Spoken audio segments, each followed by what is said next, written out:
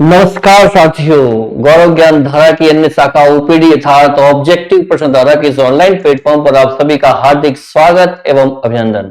जैसा कि मित्रों, अंतिम कक्षा में हमने यहां पर इस प्लेटफॉर्म के माध्यम से पारिभाषिक शब्दावली नामक बिंदु का अध्ययन किया, जिसमें हम देखते हैं कि हिंदी और इंग्लिश दोनों ही टर्म में आपको प्रशासनिक जो डिपार्टमेंट है, जो विभाग है, उसमें उपलब्ध होने वाले शब्दों का अध्ययन आप यहां पर हमने किया।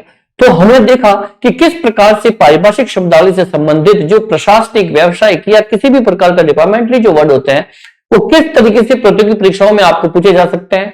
उन तमाम उदाहरणों को, भिन्न भिन्न उदाहरणों को हमने समझा जो पूर्व की प्रतियोगी परीक्षाओं में पूछे गए हैं और आने वाली प्रतियोगी परीक्षाओं में पूछे भी जा सकते हैं। तो उम्मीद है कि आपको यह कक्षा बहुत ही अच्छी लगी होगी और आप लगातार इसी प्रकार के शब्दों का अध्ययन करें, ताकि आने वाली जो भर्ती परीक्षाएं हैं उनमें जब भी पारिभाषिक शब्दावली से संबंधित अगर कोई क्वेश्चन बनता है तो आप उसे बेहतरीन तरीके से जो है कर पाए और उसके हल को लेकर उसके उत्तर तक सटीक रूप से आप पहुंच पाए। ध्यान रखें मित्रों, हिंदी और अंग्रेजी दोनों ही अपने आप में ऑफिस लैंग्वेज होती है, अर्थात एक राजभाषा होती है, और इन राजभाषा के माध्यम से हम देखते हैं कि दोनों ही भाषाओं में आपको प्रशासनिक शब्दावली का अध्ययन होना चाहिए। जब भी जैसे कि शब्द है अधिसूचना, तो उसके लिए इंग्लिश में वर्ड होगा नोटिफिकेशन। इस तरह से हम देखते हैं कि तमाम शब्दों का अध्ययन यहां पर मेरे हिसाब से मैंने जो भी उचित शब्द था जो आपकी प्रतियोगी परीक्षाओं को लेकर वाकई में विशिष्ट रह सकता है, उन सभी शब्दों को इस कक्षा के माध्यम से आप तक उपलब्ध करवाने का प्रयास मैंने किया है। देखते रहें, बार बार इन शब्दों को पढ़ें, हिंदी में भी देखें और इंग्लिश में भी देखें, ताकि किसी भी प्रकार से, किसी भी दृष्टिकोण से यदि आपके समक्ष प्रश्न जो है प्रस्तुत होगा तो आप उसको भली भांति जो है उसके सही उत्तर तक पहुंच पाए। तो इसी के साथ मित्रों, आज हम एक नए बिंदु की ओर अग्रसर है। जैसा कि थंबनेल के अकॉर्डिंग आपको यहां से जानकारी प्राप्त हो रही होगी कि एकार्थक शब्द, समानार्थी शब्द, समान अर्थ मीन्स ऐसे शब्द जिनके जो मिलते जुलते रहते हैं उनके अर्थ भी मिलते जुलते रहते हैं, अर्थात उनमें एक सूक्ष्म अंतर स्पष्ट करना होता है। हम देखते हैं कई बार कि किस प्रकार के शब्द जो है, जैसे हमारे सामने आ गया शब्द अभिमान और एक आ गया अहंकार, तो किस तरीके से इन दोनों में हम देखते हैं कि अभिमान और अहंकार में कहीं ना कहीं अर्थ में मिलता जुलता सा प्रतीत होता है, लेकिन इसमें कुछ एक सूक्ष्म अंतर होता है, उसे बेहतरीन तरीके से हमें देखना होता है। तो ये टॉपिक जो है यहां पर एकार्थक शब्द के रूप में आपके समक्ष उपलब्ध है। जैसे कि अभिमान, अभिमान मीन्स सच्चा गर्व। आपने जो अभिमान महसूस करते हैं, जैसे कि आपने किसी जगह जो है सफलता प्राप्त कर ली है, किसी विभाग में आप प्रतियोगी परीक्षा में उत्तीर्ण हो गए, तो एक सच्चा गर्व होगा, आप जो है वो गौरवान्वित महसूस करेंगे अपने आप को। तो अभिमान जो है उस लिहाज से देखा जाता है। और एक शब्द होता है अहंकार, जिसमें झूठा घमंड, झूठा दिखावा आप कर रहे हैं, झूठा घमंड महसूस कर रहे हैं, तो ऐसी कंडीशन में अहंकार शब्द का प्रयोग होगा। तो ऐसे ही कुछ भिन्न प्रकार के शब्द जो इस प्लेटफॉर्म के माध्यम से हम आपको उपलब्ध करवाएंगे, जिसका शीर्षक है एकार्थक शब्द, अर्थात समान प्रतीत होने वाले शब्द, लेकिन उनके शब्दों के अंतर में जो है एक सूक्ष्म अंतर स्पष्ट होता है। उस सूक्ष्म अंतरों को यहाँ पर स्पष्ट करते हुए तमाम प्रकार के उदाहरणों के माध्यम से इसको समझने का प्रयास करते हैं। तो लीजिए मित्रों, आज का हमारा बिंदु है यहां पर एकार्थक शब्द। जैसा कि मैंने एकार्थक शब्द की प्रकृति को आपके समक्ष प्रस्तुत रखा, और भी इसे विशेषण तरीके से, बेहतरीन तरीके से इसकी परिभाषाओं के माध्यम से, इसकी प्रकृति के माध्यम से इसको बेहतर तरीके से देखने का प्रयास करते हैं। लीजिए आज की कक्षा का आगाज करते हैं। एकार्थक शब्द, जैसा कि थंबनेल के अकॉर्डिंग आपको दिखाया जा रहा है। लीजिए मित्रों, एकार्थक शब्द अर्थात समानार्थी शब्द, एकार्थक शब्द अर्थात समानार्थी शब्द। इसकी प्रकृति, इसकी परिभाषा को देखते हैं कि भाषा में अनेक शब्द ऐसे होते हैं जिनके अर्थ परस्पर मिलता जुलता सा होता है, परंतु जब वाक्य में प्रयोग होते हैं तो अपने विशिष्ट अर्थ को ही द्योतित करते हैं। हालांकि उनके जो अर्थ होंगे, शब्दों के अर्थ होंगे, बिल्कुल मिलते जुलते से प्रतीत होते हैं, लेकिन जब उसका वाक्य में प्रयोग होगा तो उसका जो विशिष्ट अर्थ निकल कर आता है मित्रों, वही वहां पर जो है वो द्योतित होगा, अर्थात उसे हमें देखना होगा। और मिलते जुलते से दो शब्दों के अंतर को भी स्पष्ट करते हैं, अर्थात जो शब्दों के अंतर है उनमें भी हम किस प्रकार से फर्क कर पाएंगे, उनमें डिफरेंस कर पाएंगे कि किस तरीके से किस शब्द का एक विशिष्ट अर्थ जो है वो प्रकट होता है। जैसा कि मैंने आपको बताया था कि हर स्थिति, हर परिस्थिति का अपना एक शब्द जो है विशिष्ट रूप से प्रचलित रहता है। जब वो कंडीशन, जब वो स्थिति बनती है तो उस समय वही शब्द की सटीकता जो है आपको प्रयोग करना होगा, तब जाकर वही स्थिति जो है अनुकूल रूप से एक भाषा के माध्यम से आप जो है संप्रेषित कर पाते हैं। अदरवाइज क्या होता है कि आप जो है उसी के समक्ष या उसके समान ही कोई शब्दगत प्रतीत करता है तो वो स्थिति वहां पर बन नहीं पाएगी जैसी स्थिति है। तो जैसी स्थिति है, जैसी परिस्थिति है, उसके लिए एक विशेष शब्द प्रचलित होता है, उसका ही हमें उपयोग करना होता है। यह शब्द सूक्ष्म अंतर प्रकट करने वाले होते हैं, इनका ही अंतर प्रयोग पर आधारित होता है और प्रसंग अनुसार होता है। यह शब्द अपूर्ण पर्याय की संज्ञा से भी जाने जाते हैं। देखो क्या कहते हैं इसे, अपूर्ण पर्याय, पूर्ण नहीं है, कैसे है, अपूर्ण पर्याय की संज्ञा से भी इसको पहचाना जाता है, किसको, एकार्थक शब्द को। तो एक और विशेष शब्द निकलकर यहां पर आता है जो इस टॉपिक को जो है बताने का प्रयास कर रहा है। तो लीजिए मित्रों, तमाम जो भी एकार्थक यहां पर आप इस शब्द की, इस टॉपिक की, इस बिंदु की जो है प्रकृति समझ पा रहे होंगे कि वाकई में ये बिंदु किस तरीके से कार्य करता है। और अब हम बात करते हैं कि जैसे कुछ समान मिलते जुलते जो शब्दों को देंगे और उन शब्दों के अर्थों में जो सूक्ष्म अंतर है उसको हम इस प्लेटफॉर्म के माध्यम से स्पष्ट करने का प्रयास करेंगे, ताकि आने वाली भर्ती परीक्षाओं में जब भी एकार्थक शब्द से निकलने वाले शब्द यदि आपके समक्ष प्रस्तुत होते हैं तो आप उसे बेहतरीन तरीके से ठीक कर पाए। देखिए, अभिमान, यहां पर शब्द मित्रों आ रहा है अभिमान, जैसा कि मैंने अभी आपको बताया भी है। अभिमान का मीन्स होता है सच्चा गर्व। क्या होगा, सच्चा गर्व महसूस करना, सच्चा गर्व। फिर है अहंकार। अहंकार मीन्स झूठा घमंड। क्या होगा, झूठा घमंड, सॉरी, झूठा घमंड। इस तरीके से हम इसको देख सकते हैं। फिर है अध्ययन। अध्ययन का मतलब होता है सामान्य रूप से पढ़ना, सामान्य पढ़ाई, सामान्य पढ़ाई। देखिए मित्रों, अभिमान और अहंकार को यहां पर हम सूक्ष्म अंतर, ये समान मिलते जुलते वाले शब्द है, मिलते जुलते से शब्द है, लेकिन इनके अर्थ में जो है सूक्ष्म अंतर है और इस प्रकार से हम इसमें दोनों में डिफरेंस जो है वो पैदा कर सकते हैं, देख सकते हैं। अध्ययन और अनुशीलन। अब अध्ययन होगा सामान्य रूप से जो पढ़ना होता है उसको क्या कहलाएगा, स्टडी कर रहा है, अध्ययन कर रहा है, सामान्यतः पढ़ाई करना। लेकिन अनुशीलन करना तो उसमें होगा गहरा अध्ययन करना। क्या करना, गहरा अध्ययन जब होगा तो उसके लिए शब्द होगा अनुशीलन। क्या होगा, अनुशीलन करना। फिर है अज्ञ। अज्ञ मतलब कि जिसे, कि ये अज्ञ है मतलब कि जिसे ज्ञान न हो, जिसे ज्ञान न हो वो कराएगा अज्ञ। और अनभिज्ञ मीन्स जिसे अनुभव न हो।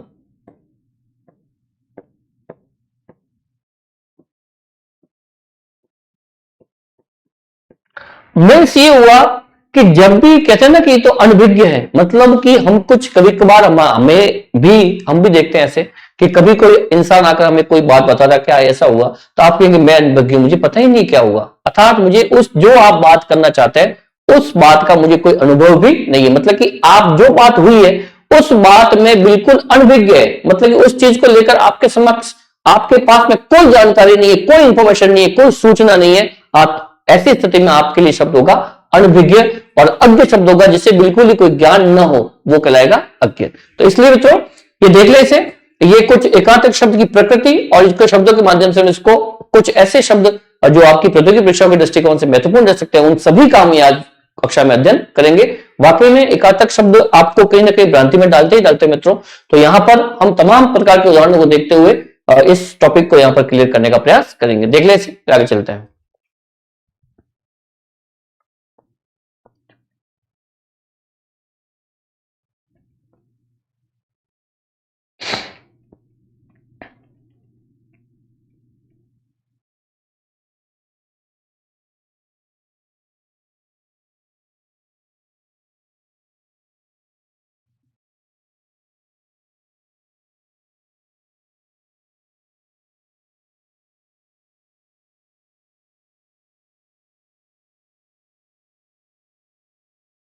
तो लीजिए मित्रों, उम्मीद है कि यहां पर आप यहां तक समझ पाए होंगे बेहतरीन तरीके से इन उदाहरणों को।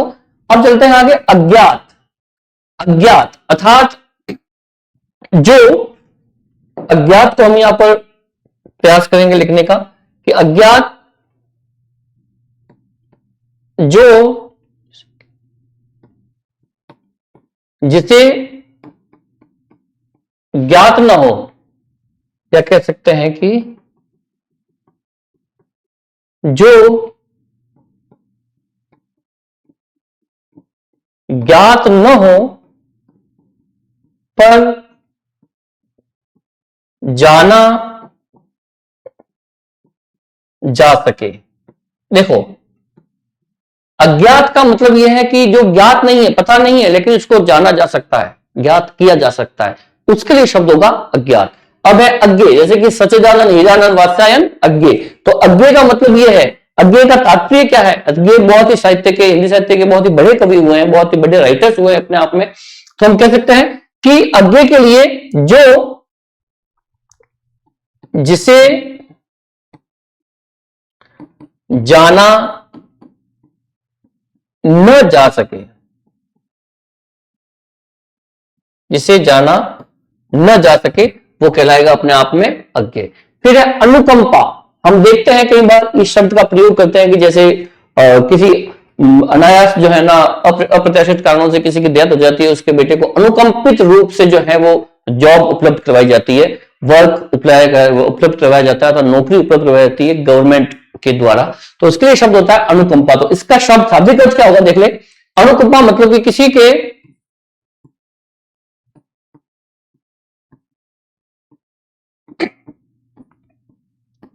दुख को देखकर,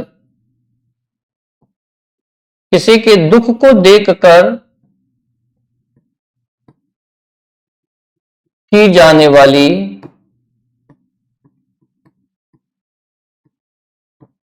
कृपा, उसे हम कहेंगे अनुकंपा। अनुग्रह मतलब, अनुग्रह का मतलब होगा प्रसन्न होकर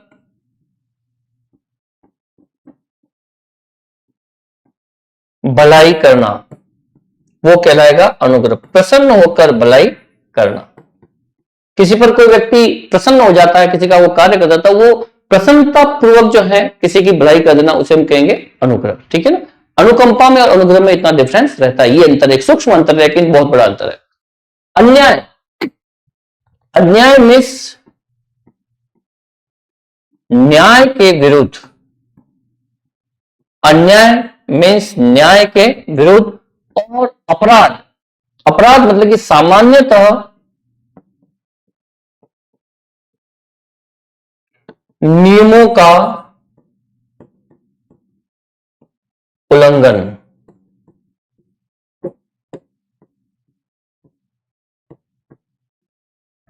फिर है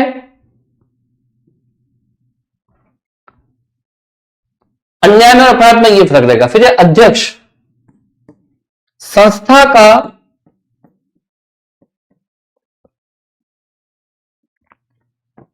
प्रधान, किसी संस्था का जो प्रधान होगा वो कहलाएगा अध्यक्ष। फिर है सभापति, मतलब कि संस्था या समिति का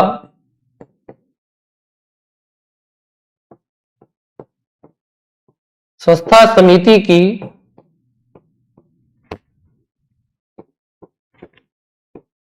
सभा का प्रधान, वो कहलाएगा सभापति। ठीक है ना।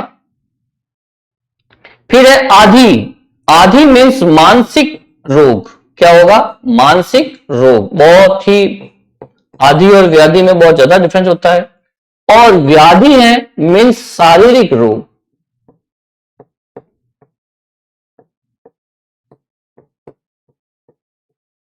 फिर है अनुरोध करना, अनुरोध करना अर्थात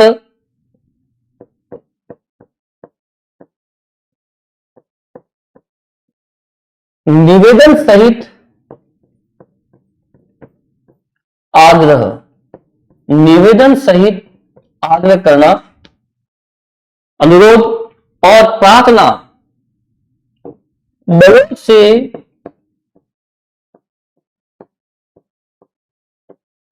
कार्य करवाने की, कार्य करवाने का निवेदन। इस प्रकार से हम देख सकते हैं कि किस तरीके से यहां पर एक सूक्ष्म अंतर समान मिलते जुलते शब्दों में एक किस प्रकार से हम अंतर जो है सुस्पष्ट कर रहे हैं इन समानार्थी शब्दों को। ठीक है ना। अब देखिए कुछ शब्द बचते हैं यहां पर, अभिनंदन, स्वागत, इनको भी देखने का प्रयास करते हैं। जैसे कि सबसे पहले है अभिनंदन,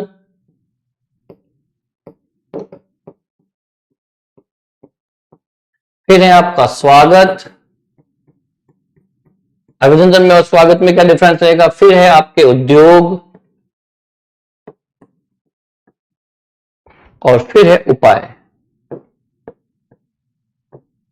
इस तरीके से शब्द है, इन शब्दों को भी यहां पर हम जो है इनके अर्थ को देखते हैं। देखिए अभिनंदन करना मतलब कि जैसे कि आप किसी समारोह में और वहां पर एक औपचारिकता पूर्ण आपका आप कहते हैं कि हार्दिक अभिनंदन करता हूं। ठीक है ना। तो अभिनंदन करने का मतलब होता है कि समारोह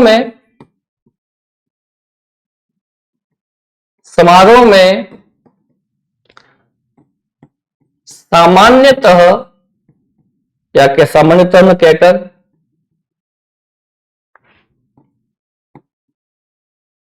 औपचारिक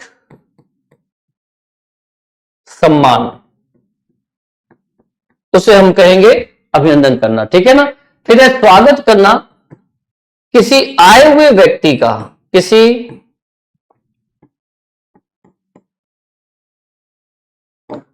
आए हुए व्यक्ति का सम्मान, वो कहलाएगा सम्मान, स्वागत। ठीक है ना, वो कहलाएगा स्वागत। फिर है उद्योग, उद्योग मीन्स प्रयास करना, इसका एक अर्थ ये भी होगा प्रयास करना और दूसरा अर्थ होगा धंधा,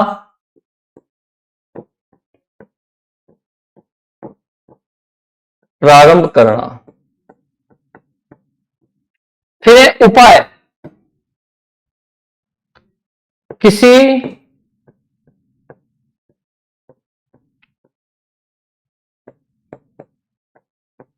समस्या का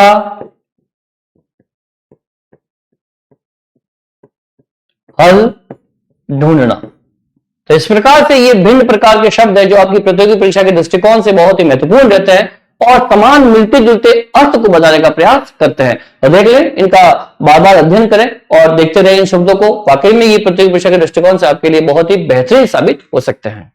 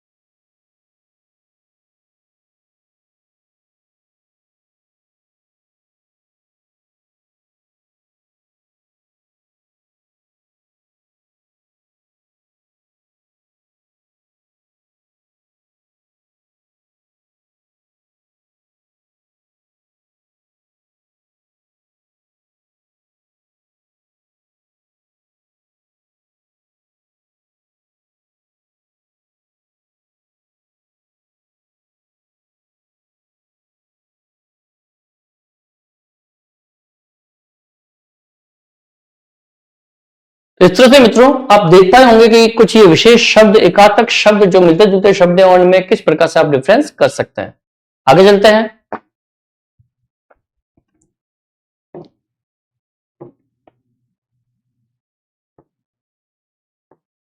अब है अशक्त। अशक्त मीन्स जिसमें कभी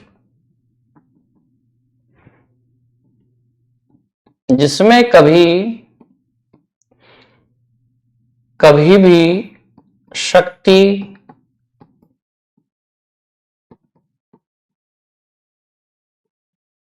न रही हो, उसे हम कहेंगे अशक्त। निशक्त, जिसमें कभी शक्ति रही हो पर अब समाप्त हो गई,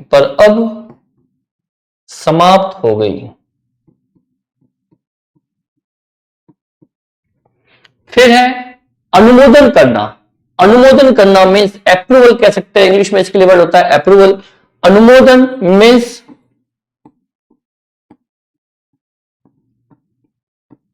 कार्यवाही पर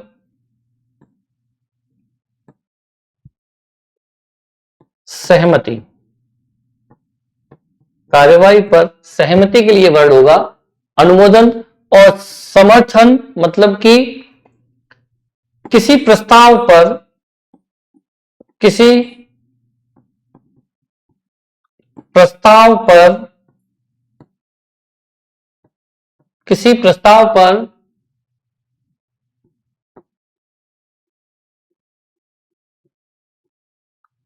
सकारात्मक रुख। ठीक है, अनुमोदन में और संबोधन में ये डिफरेंस रहेगा। फिर है अधिवेशन मीन्स किसी संस्था का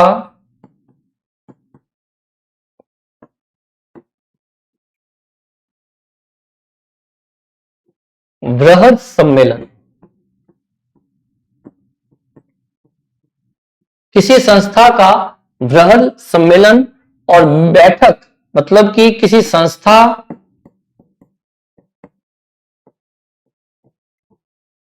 या समिति की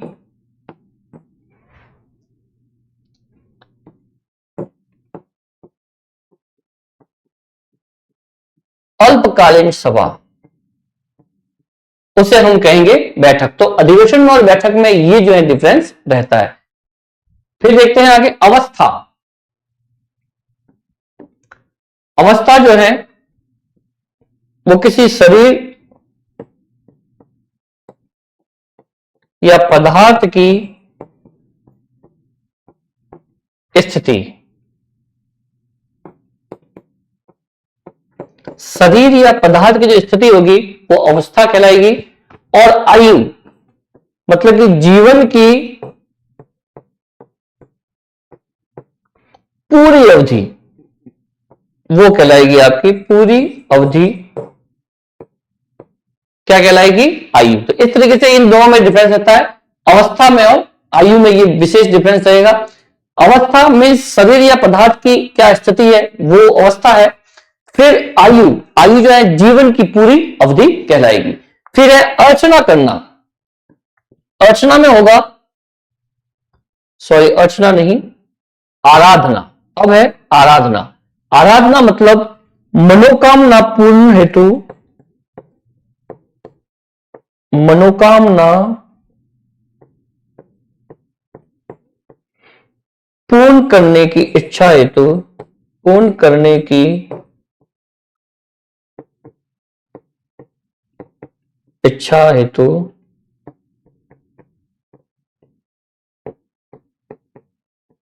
आराध्य देव की पूजा, आराध्य देव की पूजा, ये कहलाएगी आपके आराधना। और अर्चना मतलब कि धूप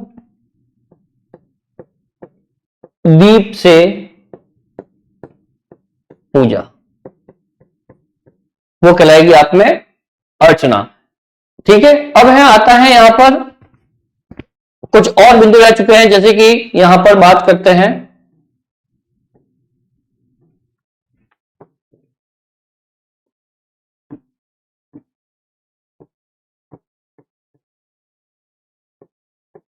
देखिए सबसे पहला बच्चों बचा हुआ शेष जो यहाँ पर और बिंदु बचे हैं उनको भी हम यहाँ पर जो है उनको अर्थ देखते हैं कि उनके अर्थ किस प्रकार से रहेंगे। जैसे कि पहला है यहाँ पर अपमान।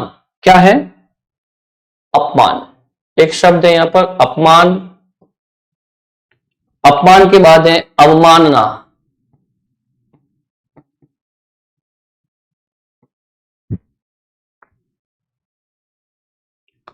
अवमानना के बाद है आदेश, आदेश के बाद है अनुमति, अनुमति के बाद है अन्वेषण, अन्वेषण के बाद है अनुसंधान,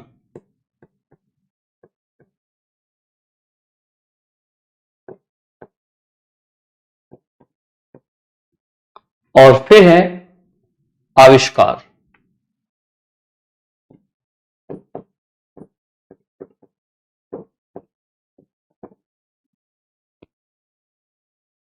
अब आता है अपमान। अपमान, अपमान ये देखिए यहां पर जिस तरीके से अशक्त, निशक्त और ये हमने किए हैं यहां पर, और देख रहे हैं कि किस तरीके से ये शब्द के सामने आ रहे हैं। अब देखिए अपमान मतलब कि सायास,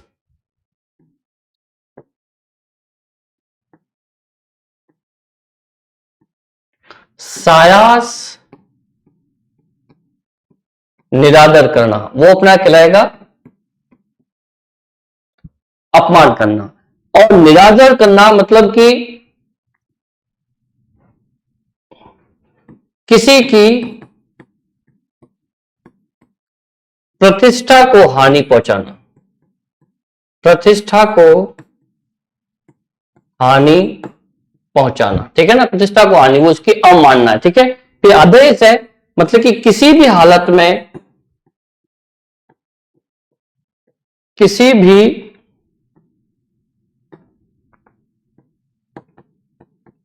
हालत में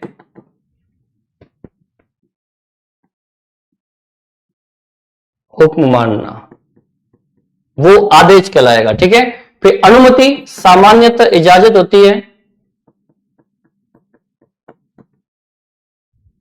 फिर है अन्वेषण करना। अब देखिए अन्वेषण, अनुसंधान और आविष्कार, ये तीन अपने आप में एक ऐसे शब्द हैं जो सामान्यतः मिलते जुलते रहते हैं, लेकिन तीनों में ही बहुत ही ज्यादा डिफरेंस है। एक सूक्ष्म अंतर होता है लेकिन बहुत अंतर दिखाई देता है, ठीक है ना। तो अन्वेषण देखिए, पूर्व से विद्यमान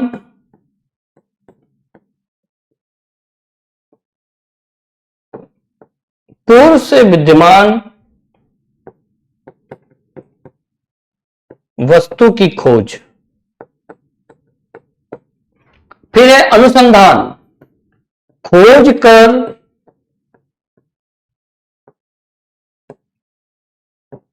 रहस्य का पता लगाना, खोज कर रहस्य का पता लगाना। और फिर आविष्कार जो होता है वो नई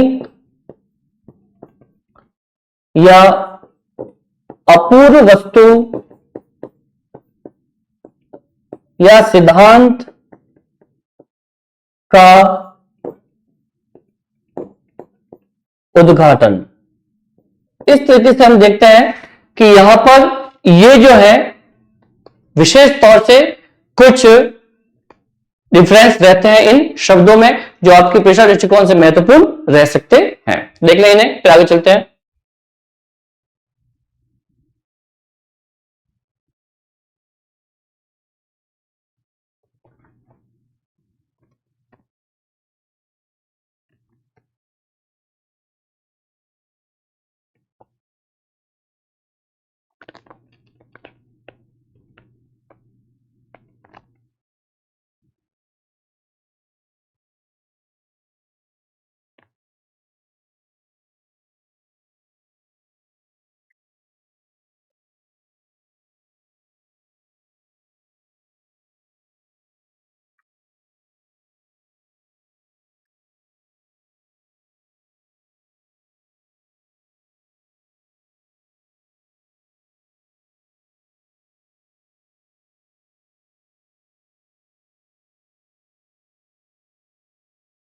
आशा है मित्रों कि यहां पर इन शब्दों को आप बेहतरीन तरीके से समझ पाए होंगे। अब चलते हैं आगे कुछ और शब्द। अब आता है जैसे कि आदरणीय। आदरणीय शब्द जो है यहां पर देखते हैं, आदरणीय शब्द जो है अपनों से बड़ों के प्रति, ठीक है ना, बड़ों के प्रति आदरणीय शब्द का प्रयोग हम करते हैं। पूज्य या पूजनीय, जहां विशेष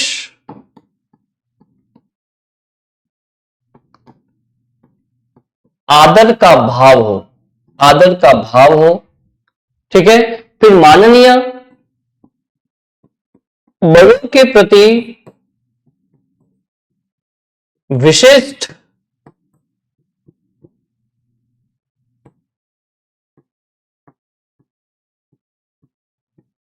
आदर सूचक शब्द। इस तरीके से आदरणीय, पूज्य, पूजनीय, माननीय, सम्मानीय, ये सब जो है इसमें हम इस प्रकार से डिफरेंस कर सकते हैं। फिर है आदि और इत्यादि। आदि देखिए, एक दो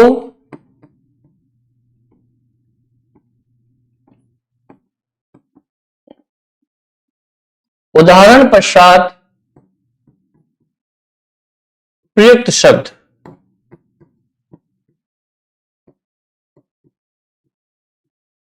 फिर है इत्यादि, अधिक उदाहरण, अधिक उदाहरणों पश्चात प्रयुक्त शब्द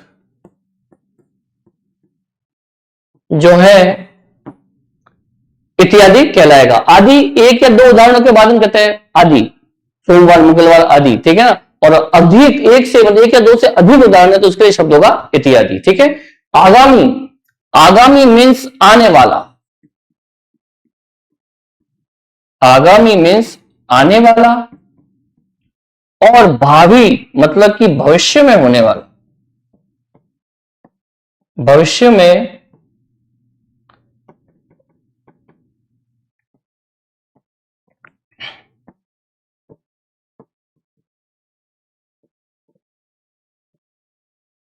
भविष्य में होने वाला।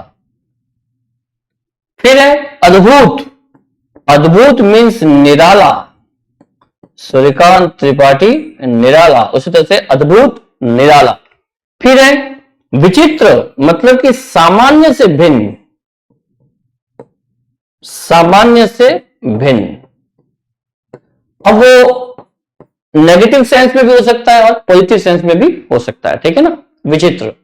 आलोचना, आलोचना किसी एक पक्ष की विवेचना, आलोचना कहलाएगी। और समालोचना मतलब कि संपूर्ण आलोचना, संपूर्ण रूप से जब आलोचना की जाए तो वो कहलाएगी समालोचना। ठीक है। अब देखो उपस्थिति, उपस्थिति हमेशा व्यक्तियों की होती है, ध्यान रहे, व्यक्तियों की उपस्थिति हमेशा व्यक्तियों की रहती है और विद्यमानता हमेशा वस्तुओं की होती है। इस बात का विशेष ख्याल रखें। विद्यमान हमेशा वस्तु रहते हैं, वस्तु रहती है, और उपस्थित हमेशा व्यक्ति होते हैं। इस बात का विशेष ख्याल रखें। कई बार ऐसे शब्द आपसे पूछे जाएंगे और उनमें आपको यह अंतर स्पष्ट, सुस्पष्ट करना होगा। कुछ शब्द बचते हैं यहां पर, उपहार और भेंट। उपहार और भेंट, उनको देख लेते हैं।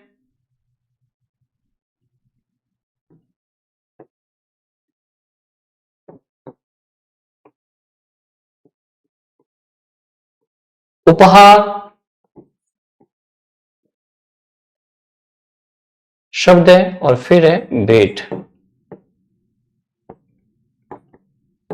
अब देखिए उपहार और भेंट में क्या डिफरेंस रहेगा कि उपहार जो है वो बराबर वालों को दिया जाता है, जो अपने समान है उम्र के, बराबर वालों को। उपहार बराबर वालों को, और भेंट जो है वो अपनों से, अपने से बड़े, बड़ों के लिए। भेंट बड़ों को दी जाती है।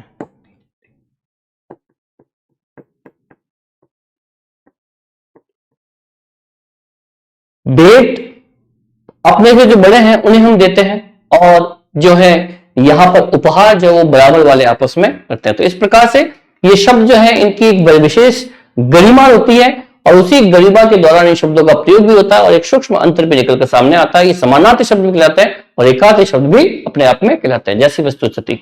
देख लें, इससे पे आगे चलते हैं।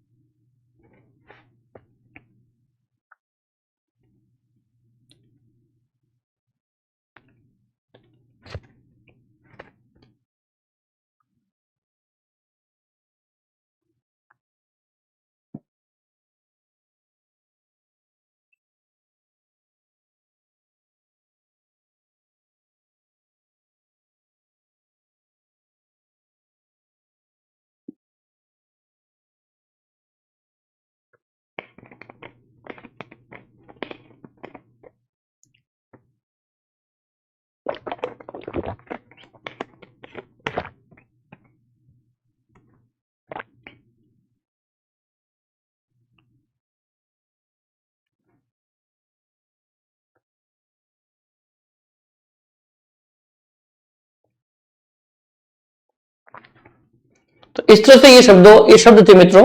उम्मीद है कि आप यहां पर इनको बेहतर तरीके से समझ पाए होंगे। फिर चलते हैं आगे।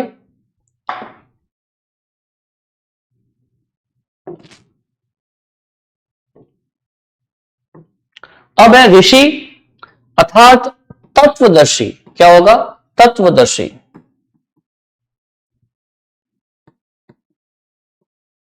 तत्वदर्शी ऋषियों के लिए शब्द होगा तत्वदर्शी। और मुनि जो होते हैं वो तत्व विश्लेषक होते हैं। क्या होते हैं? तत्व विश्लेषक। या कह सकते हैं कि मनन करने वाले, मनन करने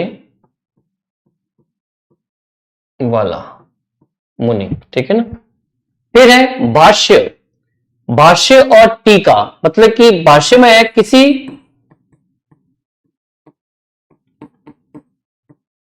कृति का विवेचन, भाष्य और टीका पद्य रचना का भावार्थ। पद्य रचना का भावार्थ जो है वो टीका कहलाएगा। ठीक है ना। ऋषि और मुनि, तत्वदर्शी ऋषि होगा और मुनि होगा तत्व विश्लेषक अर्थात मनन करने वाला। फिर है भाष्य, किसी कृति का विवेचन करना, वो भाष्य है। और टीका जो है वो पद्य रचना का भावार्थ है। फिर पाखंड, पाखंड जो करते हैं वो धर्म के नाम पर होता है अर्थात धार्मिक ढोंग करने वाले लोग, धार्मिक ढोंग वो कहलाएगा अपने आप में पाखंड। और आडंबर गुण या उपलब्धि का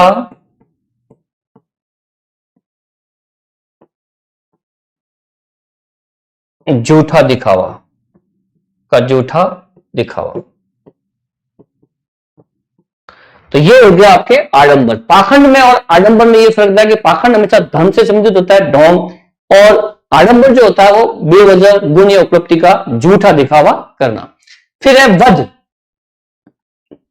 वध करना मतलब कि किसी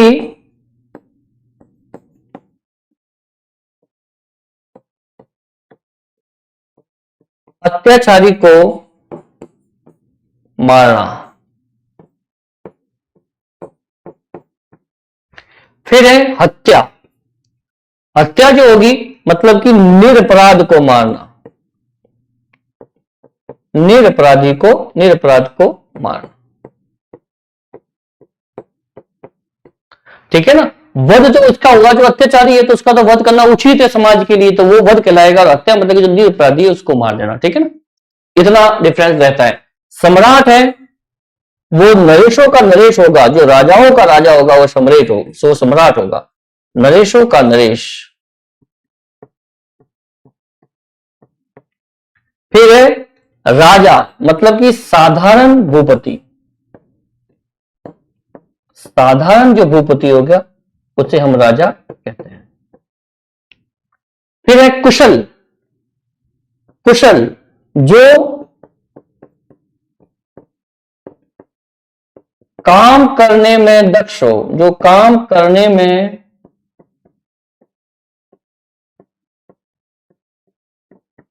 दक्ष हो, और कर्मठ, जो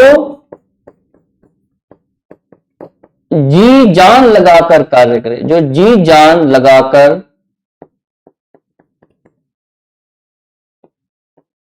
कार्य करे, कार्य करे, ठीक है ना। जो जी जान लगाकर कार्य करे वो हो जाएगा आपका कर्मठ, और कुशल जो है वो किसी कार्य में, किसी काम को करने में दक्ष हो, कुशल हो, उसे हम कहेंगे कुशल, ठीक है ना। जो दक्ष था मतलब इसमें इसकी ग्रिप हो काम में। अब कुछ बचते हैं यहाँ पर शब्द, उनको देखने का प्रयास करते हैं। जैसे कि शब्द है यहां पर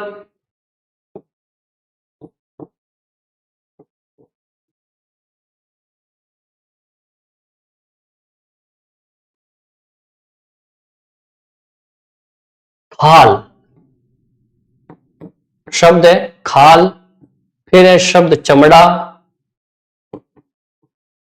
फिर है शब्द खेद,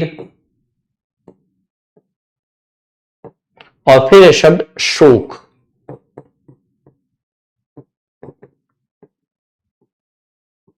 अब देखिए इन शब्दों को यहां पर हम देखने का प्रयास करते हैं। अब खाल में और चमड़े में क्या फर्क है, ठीक है। तो खाल मतलब कि मूल रूप से चमड़ी, मूल रूप से जो चमड़ी होगी उसे हम कहेंगे खाल। क्या कहेंगे? खाल, जो मूल रूप से, ठीक है। फिर चमड़ा जो होगा वो मतलब कि साफ किया हो, साफ की हुई खाल, साफ की हुई खाल या चमड़ी, ठीक है ना। जिसको साफ कर दिया जाता है वो फिर चमड़ा कहलाता है, और खाल जो होती है मूल रूप से जो रहेगी वो अपने आप में खाल है। तो खाल में और चमड़े में ये फर्क रहता है। खेद मतलब कि गलती करने का दुख, गलती करने का दुख। और फिर शोक मतलब कि वियोग का दुख, किसी के बिछड़ने का, वियोग का जो दुख होगा वो अपने आप में जो है क्या कहलाएगा मित्रों?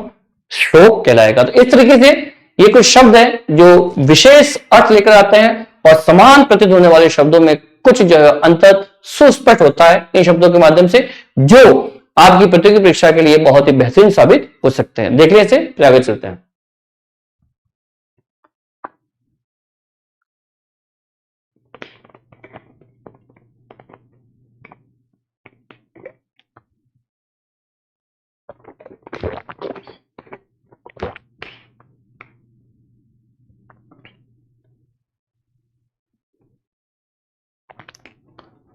तो इस प्रकार मित्रों हमने यहां पर भिन्न प्रकार के शब्दों को देखा, एकार्थक शब्दों को जो समानार्थी प्रतीत होते हैं, और कुछ इसमें हम देखते हैं कि जब भी हम इसका वाक्य में प्रयोग करते हैं तो इनके अर्थ में कुछ सूक्ष्म अंतर जो है वो स्पष्ट होता है। और इस हिसाब से ये कुछ शब्द थे, तमाम उदाहरण थे जो यहां पर आपके लिए विशेष साबित हो सकते हैं। इनको बार बार से पढ़े और अभ्यास करते हुए मूल शब्दों तक पहुंचने का प्रयास करें, और मूल अर्थ तक को पहचान में आपके रहे, ताकि प्रतियोगी परीक्षा में आपके लिए ये बेहतरीन साबित हो पाए।